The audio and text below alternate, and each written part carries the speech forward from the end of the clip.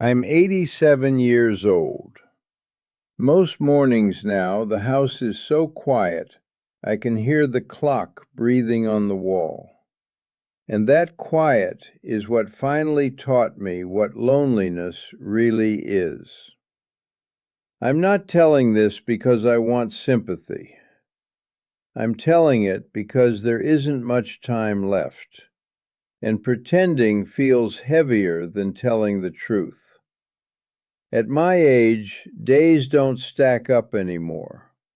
They thin out. You feel each one pass. You feel what's missing in it. People think loneliness is about being alone, but that's not what scared me all my life.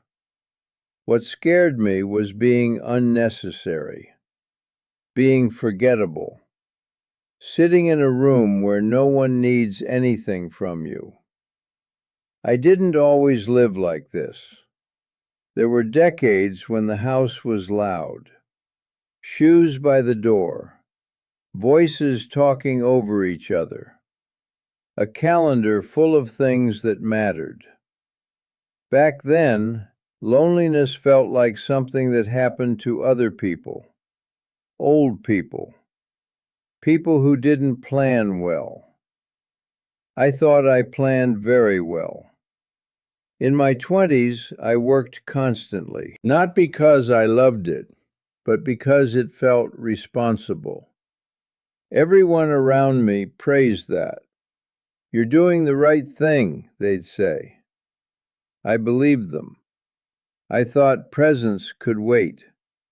I thought relationships were sturdy enough to survive neglect. In my 30s, I told myself I was building something. A life, a reputation, security. Those words felt solid. They felt like protection against fear. I was tired most of the time, but I wore that tiredness like proof I was useful. I missed dinners. I missed small conversations. I missed moments that didn't announce themselves as important. I told myself I'd make it up later. That later was generous. Endless, even. That was the first mistake, though I didn't know it then. Believing time was generous. Loneliness doesn't show up with an alarm. It doesn't crash in. It leaks in, quietly, while you're busy being proud of yourself. By my 40s, the house was calmer. Not empty, just calmer. Children grow, spouses grow tired. Friendships thin out when you keep postponing them.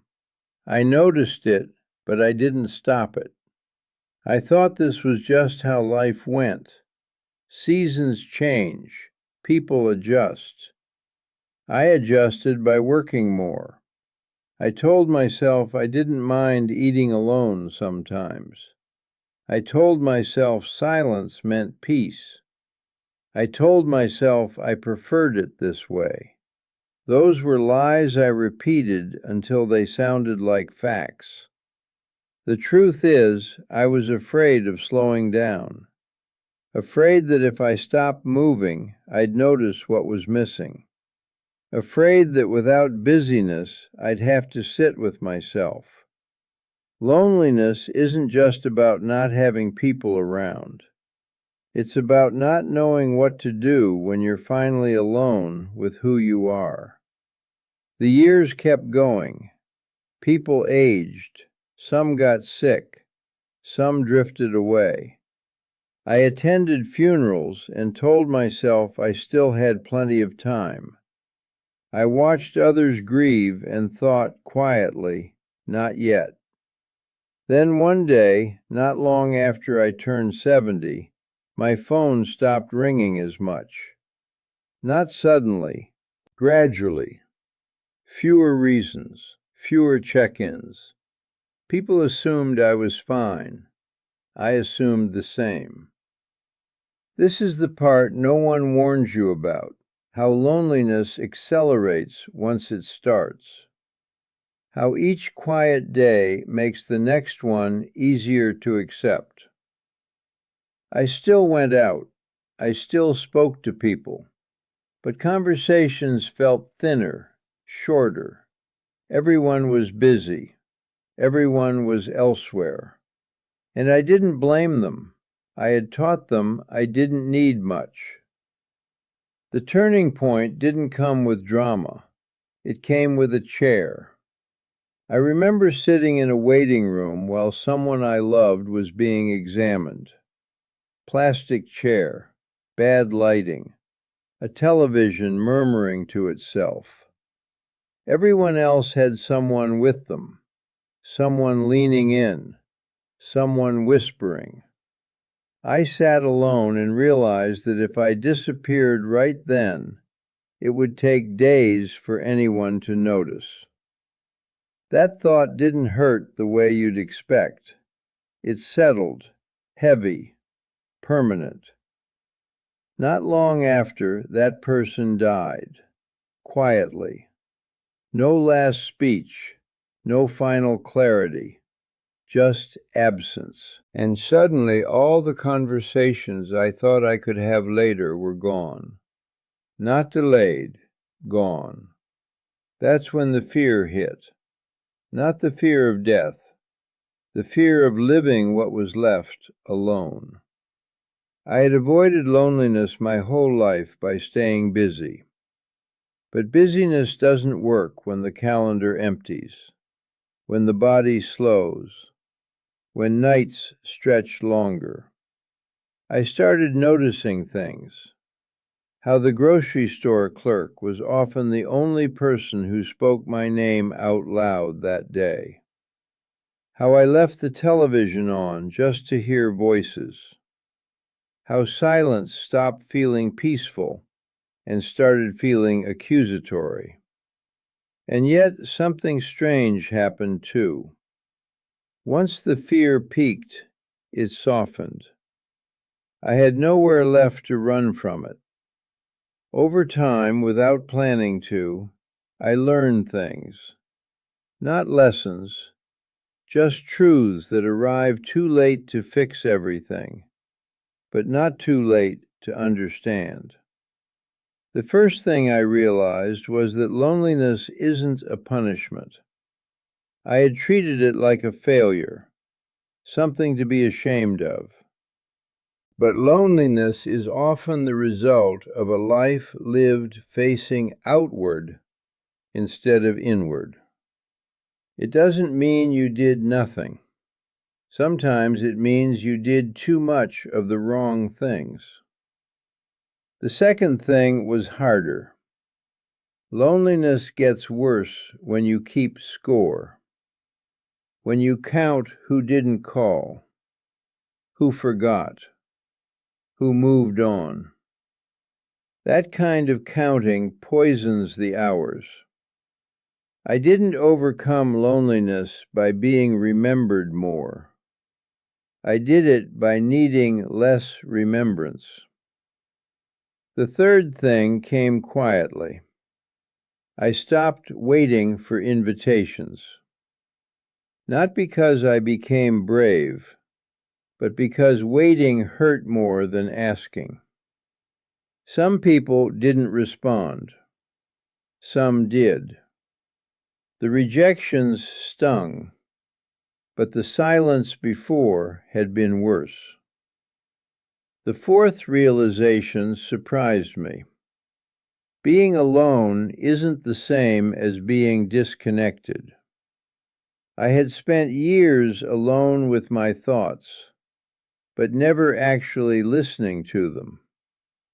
When I finally did, they weren't as cruel as I expected.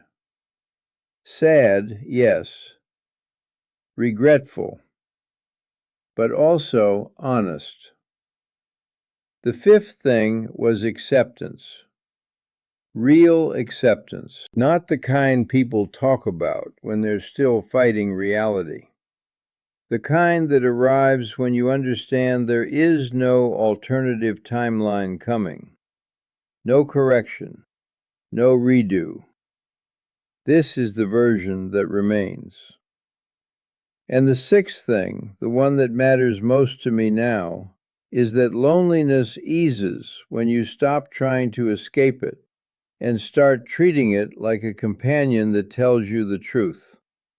It shows you what mattered, who mattered, what you postponed until it vanished.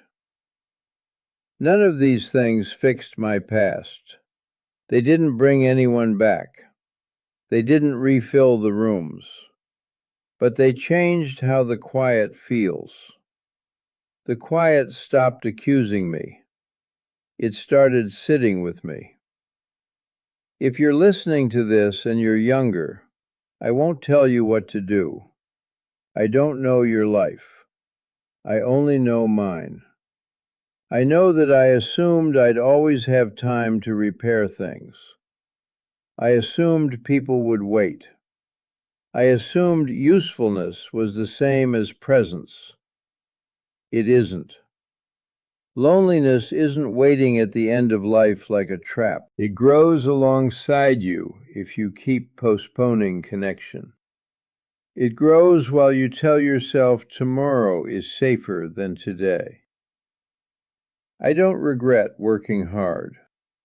I regret not stopping sooner to look at the people beside me while they were still there. Now, at 87, my days are simple. I wake up. I sit by the window. I read slowly. I speak when there's someone to speak to. And when there isn't, I don't panic anymore. The fear of loneliness used to feel like a shadow behind me.